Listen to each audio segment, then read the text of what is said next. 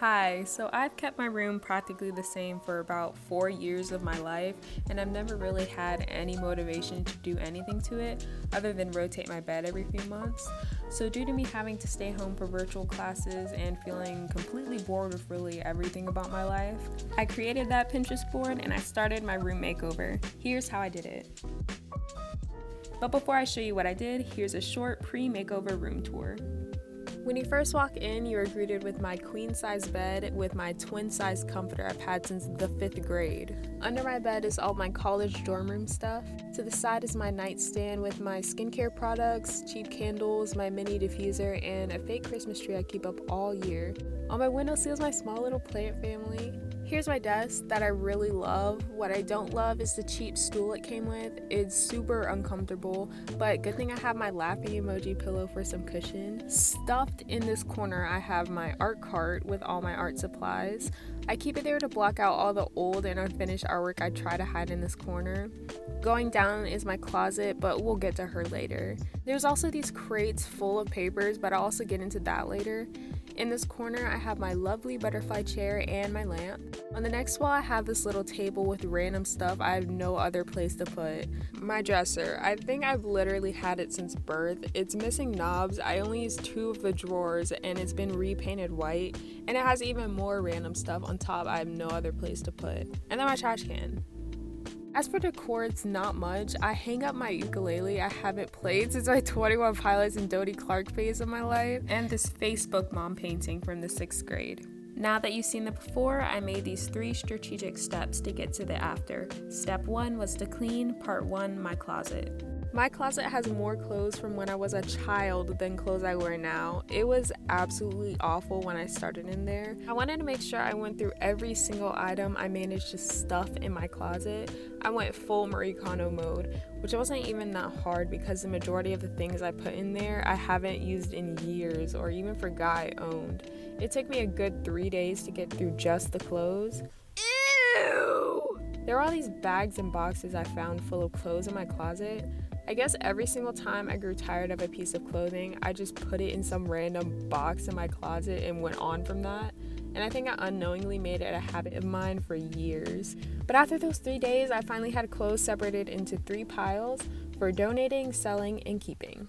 I did spend a lot of time on part 2, which was all my papers. I started in my closet, which contained a lot of spam mail. The papers in my desk drawer had more important papers, but most of my energy went to going through all the papers in all of those crates. When I was in 7th or 8th grade, one senior came in class for some reason, and he said he kept every single paper he got from high school and stacked them all up, and said the stack of papers was taller than him. And my middle school brain was like, yes, that's a great idea. I want to see a stack of papers taller than me. So that's the sad story behind all these crates of papers. It was because I was collecting papers from all 4 years of high school. And for what though, me to just throw them out? I actually never did test to see if the papers were taller than me, but they did take up a good half of the recycling bin, so I'll just estimate and say that's taller than me for middle school me's sake. Part 4 is art stuff. Pretty easy compared to the last parts. First, I cleaned through my art cart. Not much cleaning, more reorganizing. I also tackled my old artwork. Those papers I crammed in the corner were actually the overflow of the old artwork I had. In my closet, of course, I had 3 full portfolios of old art. It was a nice little trip down memory lane going through all those drawings and paintings. I remembered making every single piece, and it was pretty nice to see how much I've improved. I kept a good amount of drawings, paintings, and sketchbooks that I was too attached to, good or bad, but the majority I just threw away because none of it I would submit for a new portfolio or even sell. But I did keep all my art from the past year if I had to send in some type of recent portfolio. But you don't care about that, so let's look at all the cool things I found when I was cleaning. First, I found a drawing I made in middle school of how I wanted to redecorate my room. Thank the Lord I didn't, because I literally wanted a daybed. I also found out I own a visual lens. Pretty cool. And lastly, I found the same 2 Valentine's Day cards from my mom, and she somehow gave me one in 2016 and one in 2019, and she told me she did this completely on accident. Step 2. After I cleaned out so much stuff, now I had to buy more. My biggest purchase was a new dresser. I bought a new one from IKEA, and I swear to you it took me a whole month to get one because they sold out only days after it got restocked. I finally got my hands on one, took one day to build it, and I got it done. The second item I definitely needed an upgrade on was a new comforter. I got a simple white one from Target. I didn't want a solid color one at first, but I kind of grew to love my new comforter. I also bought some other small stuff, but it's better explained in step 3, decorating. For this step, I had to rearrange my furniture. I shifted my bed just into the corner, moving my old nightstand in the opposite corner, moved my new dresser by my bed, also replacing my nightstand, moved my desk into the third corner, my butterfly chair next to my old nightstand, and then my lamp and art cart to the right of my desk. For my bed corner, I honestly had no idea how to decorate it. I got these umbrella clips to hang up some flowers around my Hose Mad Cake painting, and I think it looks pretty good. On my nightstand / dresser, I put all the same stuff I had on my old nightstand, plus my small moonlight. I also got the small fuzzy IKEA rug that looks so sad next to my bed, but it complements my butterfly chair so well. In my butterfly chair corner, on the table I have my sad Christmas tree, all my jewelry, a bottle with a dried flower in it. Also on that wall I inserted a small shelf and I put a bunch of cool things I found during cleaning. They're all really random, but I think they look pretty nice together. Around the shelf I made a room makeover essential, a photo collage. I used this picture from my Pinterest for inspiration, and after that things were pretty easy.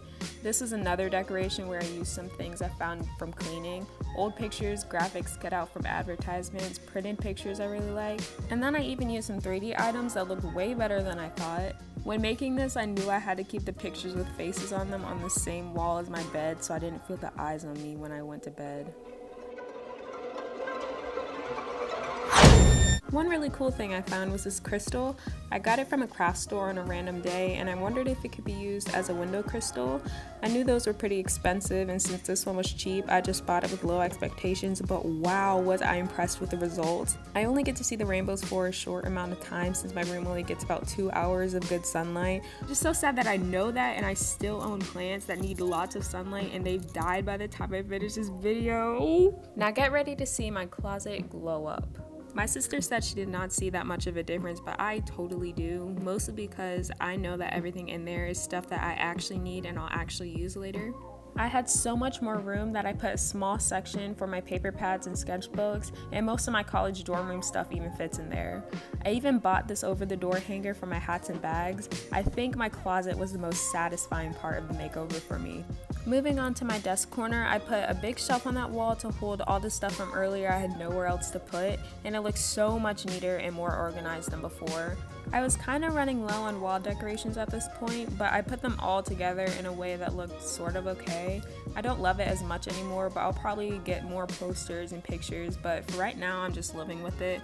Maybe I'll learn my ukulele again, we don't know. Sadly, I have not found out what to do yet with my old dresser and crappy stool. My dresser doesn't qualify for my city's bulk trash pickup, and I wanted to get a desk chair to replace my stool, but I haven't found one that I really like yet. So I just put some decorative stuff on top of my old dresser to make it look less sad, and then this big Eiffel Tower poster my aunt gave me above it, and the finishing touch was putting an assignment I had for my 3D design class last semester in the last corner. And that was it. I finally finished my room makeover.